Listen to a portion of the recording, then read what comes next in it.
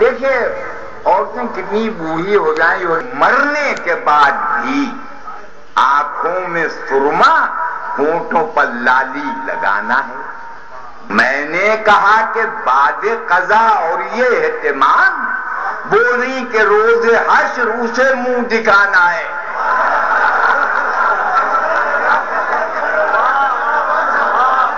آپ نے بنگلور کے ٹیسٹ میں دیکھا ہوگا کہ ایک لڑکی فلیٹ کمزور کرتا ہے اس فائٹ کے گر یوں ہی دو چار جھٹکے اور دیے جو حسن نے رفتہ رفتہ ہر کرشمہ بے اثر ہو جائے گا.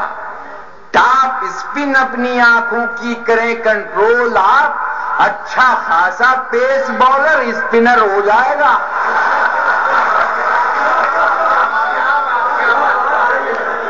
آج کل گرمی کی وجہ سے مشاعرے بھی کم ہو گئے، زیادہ تر شاعر جو ہیں وہ غریب لیٹے میں ہیں. یہ چار مصرے کہ ساغر مشاعرہ ہے نہ کوئی مشاعری، محفل کوئی نہ بزم سخن دور دور ہے. کب سے پڑی ہیں اپنے کھٹولوں میں شاعرات، آرام کی تھکن سے بدن چور چور ہے. آرام کی تھکن سے بدن چور چور ہے. یہ آموں کا ایک میلہ لگتا ہے، اس میں نے مشاعرہ ہوا تو وہاں یہ میں نے چار مصرے آموں کے لیے کہے کہ تجربہ ہے ہمیں محبت کا، دل حسینوں سے پیار کرتا ہے. آم تیری یہ خوش نصیبی ہے ورنہ لنگڑوں کا کون مرتا ہے.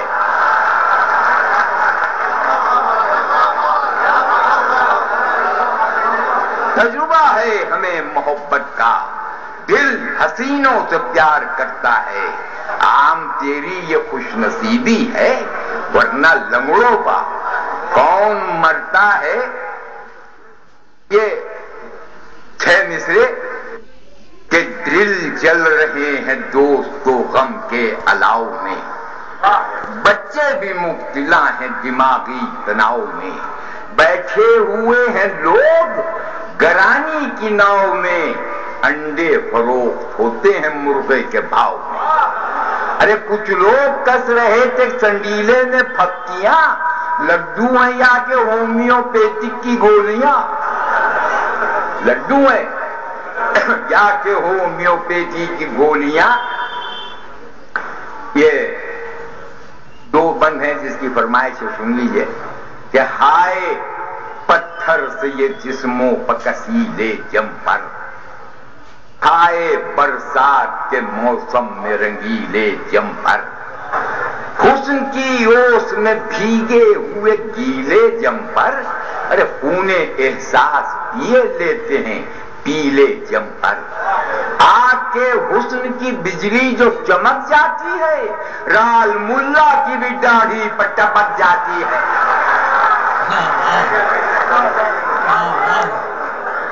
دیکھیے جگر صاحب نے کہا کہ یہ عشق نہیں آسان، بس اتنا سمجھ لیجئے ایک آگ کا دریا ہے اور ڈوب کے جانا ہے.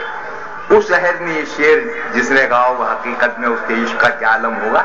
مولانا فرمائے کہ اب عشق نہیں مشکل، بس اتنا سمجھ لیجئے کب آگ کا دریا ہے کب ڈوب کے جانا ہے. مایوس نہ ہو عاشق مل جائے گی معشوقہ، بس اتنی سی زحمت ہے موبائل اٹھانا ہے.